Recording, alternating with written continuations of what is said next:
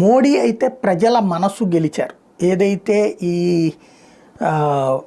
తాజాగా తీసుకొచ్చినటువంటి స్లాబ్ అయితే. ఎందుకంటే ఇవాల్టి రోజున గత మోడీ అధికారంలోకి వచ్చాక బీటెక్లు పూర్తయినటువంటి వాళ్ళు, కార్పొరేట్ ఉద్యోగాలు చేసి ఎంబీఏలు పూర్తయి కార్పొరేట్ ఉద్యోగాలు చేస్తున్నటువంటి వాళ్ళదే ఇక్కడ కీ పాయింట్.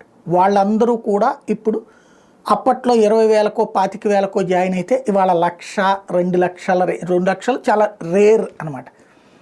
వాళ్ళందరికీ ట్యాక్స్ ఎగ్జంప్షన్ ఇచ్చినట్టే. అప్పట్లో 5 లక్షలు ఇచ్చాడు, తర్వాత 10 లక్షలు ఇచ్చాడు, అంటే 7 లక్షల దాకా. తర్వాత ఇప్పుడు ఏకంగా 12 లక్షల రూపాయలు ఎగ్జంప్షన్.